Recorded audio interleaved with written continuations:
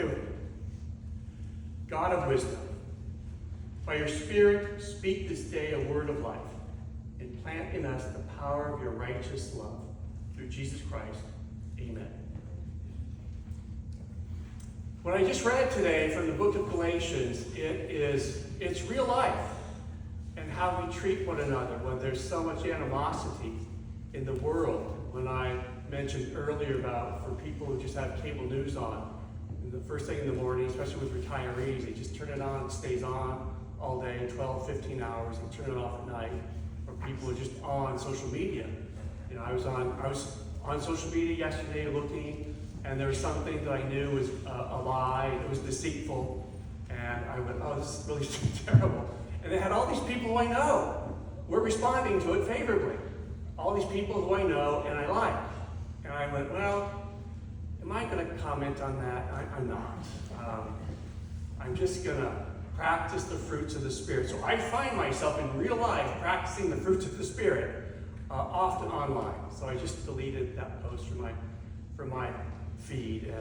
But it's real life. How do we respond in a world that is getting us to react, that we are so often in silos, in our little silos over here? And when we're in silos, we're really easy to be manipulated. We're really easy to be turned. And when we can break out of these silos of life and see people for who they are, and see them differently in a fullness of life, it gives us a chance to experience these fruits of the Spirit. So we have people that are widely different from us. I shared this at middle school. And last week I was getting off the freeway at Lucas Valley, if you'd like to know. Heading north off 101. Got off at Lucas Valley. And this woman came crossing the street, and she had a plastic see-through bag that looked like she had just gotten out of jail or the hospital. She had no shoes on, her clothes were tattered, and she was weeping, her life looked just devastated. And she was walking across the street. And I shared this before, but I think it's worth repeating. I didn't jump out and save the day. It's not a hero story where I did something great. I didn't. But the only thing I did do was that I just saw her. I didn't ignore her. It's easy to look the other way because it's so upsetting. And I didn't. I just was looking at her. For a long time, I didn't know how to help her. But I just sat there and prayed for her. But I just saw her. I didn't see her as pathetic. I didn't see her as, I just saw her as this full person who had life and dreams and hopes. Whatever happened to her, I don't know. But there's something in that ability to just try and see people, that we can break through these siloed worlds that we are being isolated in, that people are actively trying to target us, to get us to react and outrage and be upset and hate one another. So these these fruits of the Spirit that Paul's talking about in Galatia is 2,000 years ago. 2,000 years ago. Paul's planting a church in modern-day Turkey and saying, here are the teachings of Jesus, and people are coming behind him saying, oh no, we're not going to do that. Are you crazy? Absolutely not.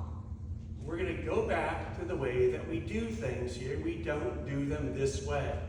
And when we do it our way, these people are allowed in and these people stay out. And they are welcome and they are not. And that's how we do things here. And that's what was happening to Paul. And then Paul writes this letter back and says, here's how you can identify the works of the Spirit. It's not perfect, but it gives you a good chance that if you can test the wind and go, if I see or if I kind of practice love and joy and peace and patience, kindness, gentleness, self-control, if I'm practicing that, I'm seeing that, somehow I think I might be witnessing or living the works of the Spirit. And then these other things are called the works of the flesh, or these other parts of life: greed, envy, jealousy, strife, racism, hate, these types of things. So when Paul's saying, if this is masquerading as that, you know it when you smell it, you know it when you see it, and you know it when you hear it. And this is real life stuff for the world that we're living in, where so much voice is over here on one side, and trying to pretend it's this. And we simply know that it isn't. That the love and joy and peace and patience and kindness and gentleness and self-control that are the works of the Spirit. And when you can encounter that, it's profound. When people say, so-and-so's a good talker, it's usually not a compliment. He's a good talker. But when they say, she's a good listener, it's usually a compliment. She heard me. Think about when you've been heard.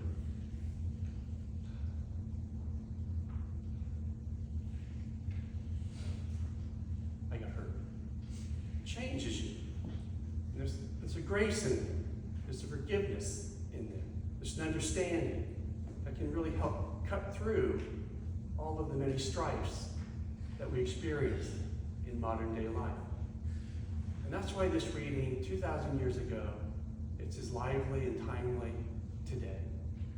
And even now, more than ever, important for us to practice these fruits of the Spirit in just the smallest ways that we can in our everyday life. My friends, may it be so for each of you and also very much for me. Amen. Please take a moment for your own silent prayers.